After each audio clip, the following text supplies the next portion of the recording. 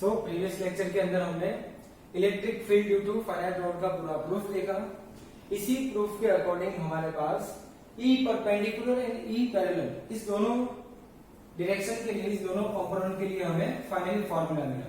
Suppose हमने यहाँ पे इस रॉड से परपेंडिकुलर वाला कंपोनेंट मतलब हमारा E परपेंडिकुलर होगा और ये वाली डायरेक्शन होगी हमारी E पैरेलल पॉइंट P।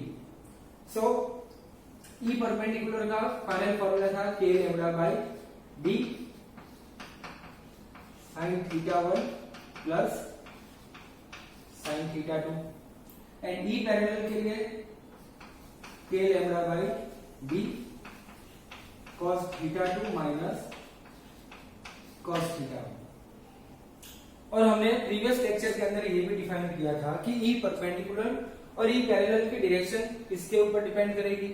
अगर लैम्डा पॉजिटिव होगा, लैम्डा नेगेटिव होगा, तो हम किस मेथड से, किस टाइप से इसकी डायरेक्शन डिसाइड करेंगे। तो ये लॉजिकल पूरा कन्वर्सेशन हमारा लास्ट लेक्चर में हो चुका है। लॉजिकली अगर हम सोचे तो अगर लैम्डा नेगेटिव होता तो इलेक्ट्रिक फील्ड की डायरेक्शन इनवर्स होती, तो हमारा ये पूरा E परपेंडिकुलर वाला पार्ट इस डायरेक्शन में हो जाता। देन एंगल के ऊपर E पैरेलल कैसे डिपेंड करेगा, तो जिस वाले एंगल थीटा 1 हमारा बड़ा वाला एंगल होगा तो थीटा 1 एंगल से उस वाले डायरेक्शन में इंक्लाइनेशन ना हमारा E पैरेलल होगा। अगर थीटा 2 बड़ा होता तो ये E पैरेलल ऊपर पहुंच जाता। तो कौन सी डायरेक्शन के ऊपर हमें E पैरेलल लेना है, कौन सी डायरेक्शन में हमें E परपेंडिकुलर लेना है, ये सारी चीज हम लॉजिकली एज वेल एज आपको फॉर्मूला से या फिर डायग्राम से कैसे याद रखना है, ये चीज पता होनी चाहिए। ये तो फॉर्मूला हमने डिराइव किया। अब नॉर्मली ये डायरेक्ट मेथड हमें नहीं पूछी जाएगी एग्जाम के अंदर। फॉर एग्जाम्पल हमें एग्जाम में पूछा जाएगा कि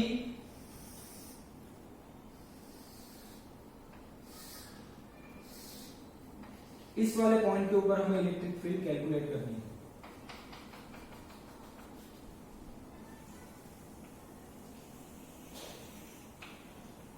ये वाला एंगल 30 डिग्री, ये वाला एंगल 20 डिग्री। अब हमें इस वाले पॉइंट के ऊपर इलेक्ट्रिक फील्ड कैलकुलेट करनी है। ये डिस्टेंस हमने मान लिया स्मॉल a।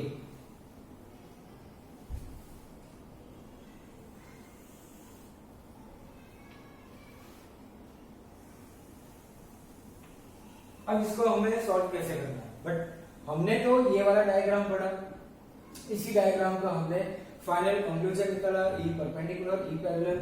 अब इस वाले डायग्राम को अगर हम ऑब्जर्व करेंगे तो थीटा 1 कितना होगा, थीटा 2 कितना होगा and D, theta 1 theta 2 and D, ये 3 पॉइंट हमारे सबसे इंपॉर्टेंट। अगर ये 3 वैल्यू हमें मिली तो हम डायरेक्टली इस फॉर्मूला से इसको सॉल्व करेंगे। सो आपको ये सोचना है कि थीटा 1 हमारा कितना होगा। इस डायग्राम को ऑब्जर्व कीजिए, इसके साथ मैच करना है हमें। अगर हमें फॉर्मूला पता है, हमने फॉर्मूला रट्टा भी मार दिया और इसको अगर हमें अप्लाई करना नहीं आएगा तो हम इस टाइप के न्यूमेरिकल सॉल्व नहीं कर पाएंगे। 30 डिग्री 20 डिग्री स्मॉल a, ये सारी चीज गिवन है हमें, बट इस सारे वैल्यूज के अंदर थीटा 1 हमारा कितना होगा। थीटा 1 हम ऑलवेज कहां से मानते हैं, परपेंडिकुलर से। ये परपेंडिकुलर से ये एंगल थीटा 1 और नीचे वाला जो पार्ट होगा ये होगा हमारा थीटा 2। तो इसके अकॉर्डिंग यहाँ पे हमारा थीटा 1 कितना होगा परपेंडिकुलर से। ये थीटा 1 अगर परपेंडिकुलर से माने तो ये वाला टोटल एंगल हमारा होगा 50 डिग्री थीटा 1। ये चीज आपको समझनी है। थीटा 1 एंगल हम कहां से मानेंगे, इस वाली परपेंडिकुलर लाइन से ऊपर वाला पार्ट हमारा थीटा 1। तो परपेंडिकुलर लाइन हमारी अगर हमने यहां से भी मान ली, ये परपेंडिकुलर लाइन, तो परपेंडिकुलर लाइन से ऊपर मतलब ये 30 प्लस 20 के टोटल एंगल हमारा कितना होगा, थीटा 1। अब थीटा 2 की वैल्यू, थीटा 2 हमारा कौन सा होगा, थीटा 2 हम परपेंडिकुलर से नीचे सोचेंगे। तो नीचे अगर हमने माना तो परपेंडिकुलर से नीचे मतलब ये वाला एंगल थीटा 2 हमारा। तो अगर हमने यहां से माना तो यहां से लेके कोई एंगल नहीं बनेगा, कोई एंगल नहीं बनेगा, कोई एंगल नहीं बनेगा, बट यहाँ पे जाके ये एंगल बनेगा। तो ये जो एंगल बनेगा परपेंडिकुलर के नीचे, यहां से लेके यहां तक टोटल 360, बट ये -20 करेंगे तो 340 डिग्री। 340 डिग्री लिखो या फिर -20 डिग्री, दोनों चीज सेम। तो θ2 हमारा कितना होगा, θ2 इज इक्वल टू -20 डिग्री। ये चीज हमें यहां से अगर पता चली θ1 θ2 तो हम इजीली कैलकुलेशन कर पाएंगे। अब third most important quantity is small D. अब डी की वैल्यू कैसे कैलकुलेट करेंगे, ये तो डिस्टेंस ए गिवन है, तो डी की वैल्यू कितनी आएगी, ये डिस्टेंस हमें कैलकुलेट करना है। तो हम डायरेक्टली cos थीटा का कांसेप्ट यूज करेंगे।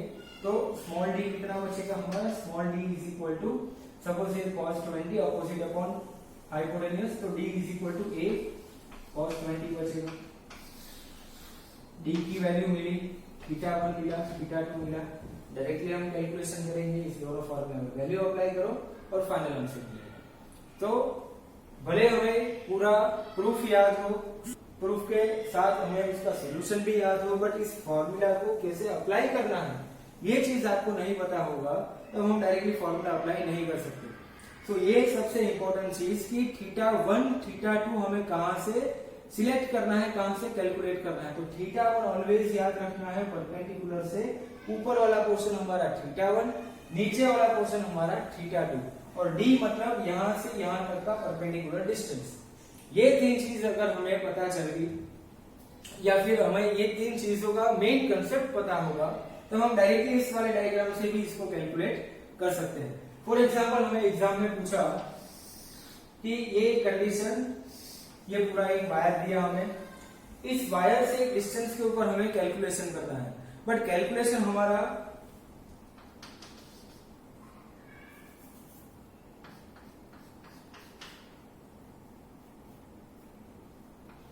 सपोज इस वाले पॉइंट के ऊपर हमें कैलकुलेशन करना है।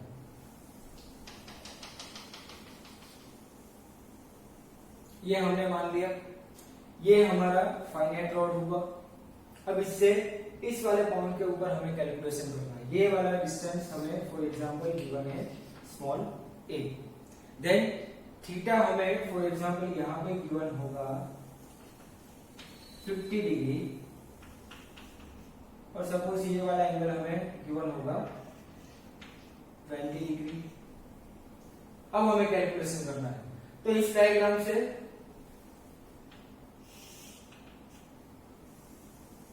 θ1 कितना होगा हमारा, θ1 इज इक्वल टू, तो परपेंडिकुलर से ऊपर वाला ये पार्ट हमारा पूरा 50 प्लस 20 मतलब 70 डिग्री। θ2 हमारा होगा, वापिस रिवर्स डायरेक्शन में जाएंगे सेम मेथड से, तो -20 डिग्री, और स्मॉल a की वैल्यू अगेन कॉस कंपोनेंट लेके। तो अलग अलग मेथड के अंदर हमें ये चीज याद रखनी है कि E perpendicular, E parallel calculate कैसे करें।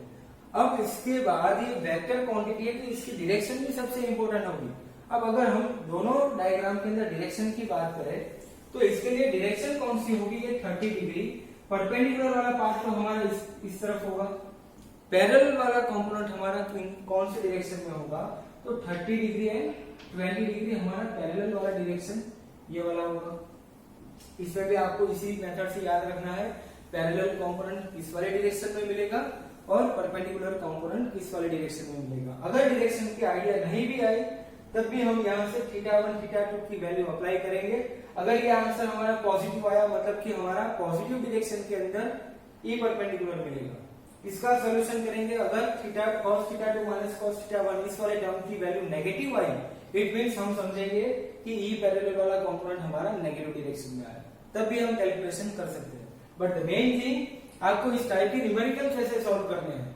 अगर हमें ये फॉर्मूला पता है, इस फॉर्मूला को अप्लाई कैसे करना ये नहीं पता होगा तो हम डायरेक्टली ये फॉर्मूला यूज नहीं कर सकते। तो इस टाइप के न्यूमेरिकल्स हमें एग्जाम में आ सकते हैं। दोनों एग्जांपल्स आप नोट डाउन कर लें, आपको इसी मेथड से आपको सॉल्व भी करने हैं। नेक्स्ट एग्जांपल भी हम इसी मेथड के ऊपर स्टार्ट करेंगे। First take a screenshot, then we will start next examples. अब next example,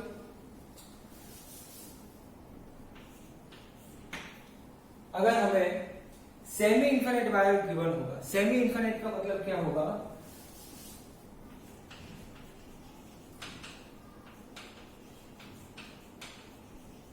semi infinite wire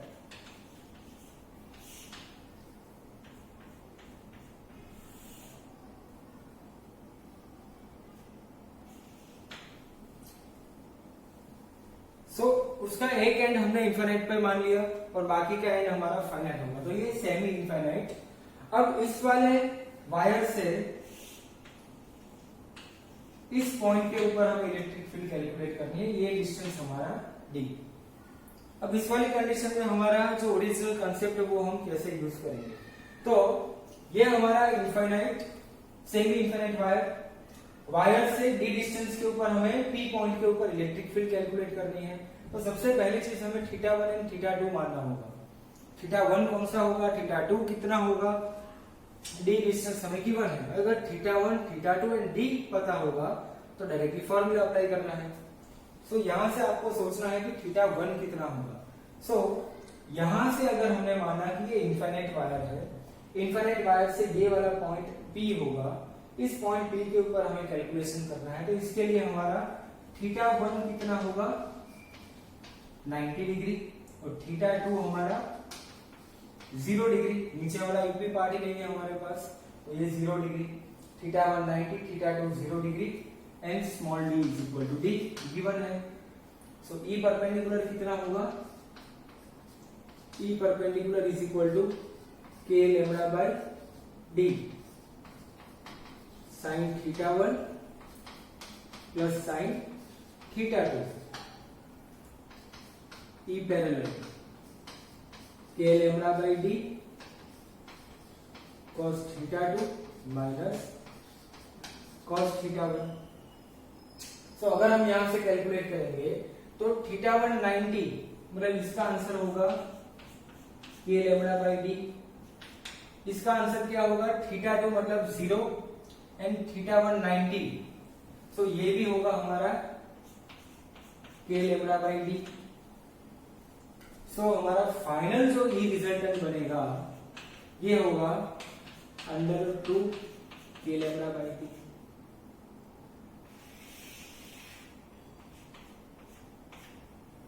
ये ई रिजल्टेंट मिलेगा हमें।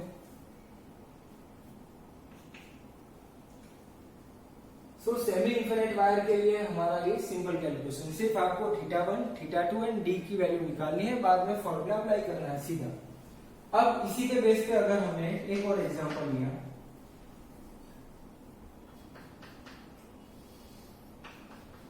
ये मान लिया हमने इनफाइनाइट वायर, इनफाइनाइट वायर से डी डिस्टेंस पे हमें कैलकुलेशन करना है। फर्स्ट वायर था हमारा सेमी इनफाइनाइट, अब हमने मान लिया यहाँ पे इनफाइनाइट वायर। साइड पे कैलकुलेशन करेंगे हम।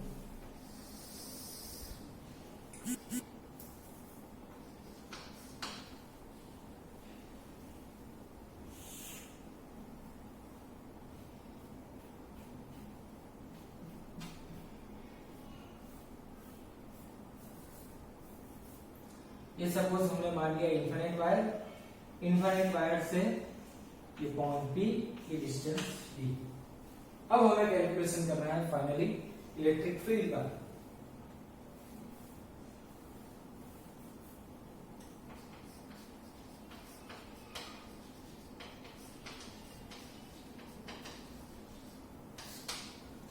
इनफाइनाइट वायर थीटा 1 का कैलकुलेशन, तो थीटा 1 परपेंडिकुलर से ऊपर 90 डिग्री, परपेंडिकुलर के नीचे again 90 degree, small D is equal to D. अब डायरेक्ट कैलकुलेशन करना है। अगर इसका कैलकुलेशन करेंगे तो हमें पता चलेगा कि एक कंपोनेंट हमारा कैंसिल भी हो सकता है। कौन सा कंपोनेंट कैंसिल होगा इस कंडीशन में, तो ये सबसे इंपॉर्टेंट पार्ट है। ई परपेंडिकुलर के lambda by D sine theta 1 plus sine theta 2, इसका कैलकुलेशन देखेंगे। ई parallel K lambda by D cos theta 2 minus cos theta 1, theta 2 theta 1 90 degree, cos 90 0। इसका मतलब कि पैरेलल कंपोनेंट हमारा कितना हो जाएगा 0। तो इसका मतलब जब भी हमें इनफिनिट वायर गिवन होगा तो उसका पैरेलल कंपोनेंट कैंसिल आउट हो जाएगा। मतलब इसकी वजह से जो पैरेलल कंपोनेंट डाउनवर्ड मिलेगा, इसकी वजह से अपवर्ड कैंसिल हो जाएंगे डायरेक्टली। सो अब एक ही कंपोनेंट कौन सा बचेगा हमारा, ई परपेंडिकुलर, वो कितना होगा sin 91, sin 91 1 + 1 2 मतलब 2 k लैम्डा बाई डी। ये हमारा फाइनल आंसर। ये सेम आंसर हमने गॉस थ्योरम में फर्स्ट एप्लीकेशन में भी सॉल्व किया था, वो भी इनफिनिट वायर था। इनफिनिट वायर का अगर हमें डायरेक्ट फॉर्मूला भी पता होगा तब भी हम ये डायरेक्ट फॉर्मूला कैलकुलेट कर सकते हैं। गॉस थ्योरम में बोर्ड लेक्चर में हमने, बोर्ड वाले लेक्चर में हमने ये ऑलरेडी हमने प्रूव भी किया था। बट इनफिनिट वायर का केस सबसे इंपॉर्टेंट, पैरेलल कंपोनेंट 0, परपेंडिकुलर मिलेगा 2k लैम्डा बाई डी। अब सेम कंसेप्ट फॉर एग्जांपल आपको पूछा जाएगा 1 मीटर का वायर इस वाले पॉइंट P के ऊपर हमें कैलकुलेशन करना है और D की वैल्यू है 0.01 mm।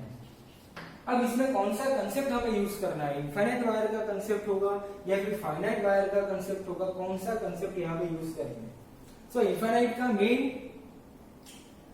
टर्म का मेन मीनिंग क्या होगा, व्हाट इज इनफाइनाइट वायर, मतलब इनफाइनाइट वायर लॉजिकली या फिर प्रैक्टिकली ये पॉसिबल नहीं है कि हम वायर बनाते गए और इनफाइनाइट तक पहुंच गए। इनफाइनाइट वायर का कोई सिग्निफिकेंस नहीं होता है। इनफाइनाइट वायर मतलब कि उसकी लेंथ इतनी हाई होगी कि उस लेंथ से इस डिस्टेंस का कोई सिग्निफिकेंस ही नहीं होगा। Infinite is a relative term, ये चीज आपको याद रखनी है कि इनफाइनाइट वायर का मतलब कोई हमने प्रैक्टिकली इनफाइनाइट वायर नहीं बनाया। इनफाइनाइट वायर का मतलब कि एक रिलेटिव टर्म है। किससे रिलेटिव, तो ये हमने मान ली लेंथ 1 मीटर, इससे ये डिस्टेंस d = 0.01 मीटर, 0.01 mm, मतलब इस लेंथ से ये डिस्टेंस बहुत ही कम होगा।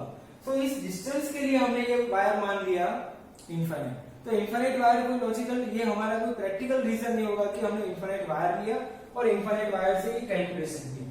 तो सेम कंसेप्ट यहाँ पे भी यूज होगा, सेम आंसर यहाँ पे भी मिलेगा। आपको वर्ड नहीं मिलेगा इनफाइनाइट वायर, बट आपको ये सोचना है कि किस कंडीशन में हम इसको इनफाइनाइट वायर मान सकते हैं। तो ये कंडीशन होगी L is very very greater than D। अगर ये कंडीशन मिली हमें तो मानना है कि हमें ये वायर हमारा इनफाइनाइट लेंथ का वायर होगा। सो L और D का ये कंपैरिजन करना है, इससे हमें पता चलेगा कि ये इनफाइनाइट लॉन्ग वायर है। सो इनफाइनाइट लॉन्ग वायर हम कोई लॉजिकली प्रैक्टिकली ये वायर नहीं बना सकते, सिर्फ वायर का हमें एक रिलेटिव टर्म पता है कि ये इनफाइनाइट वायर कब मान सकते हैं हम, कि वायर की लेंथ से वो डिस्टेंस बहुत ही छोटा होगा। तो ये एक चीज आपको याद रखनी। तो सेम एग्जांपल सिर्फ 1 मीटर और 0.01 mm ये वैल्यू गिवन होगी, इस वैल्यू से आपको पता चलेगा कि इनफाइनाइट वायर का कंसेप्ट यहाँ पे यूज करना है।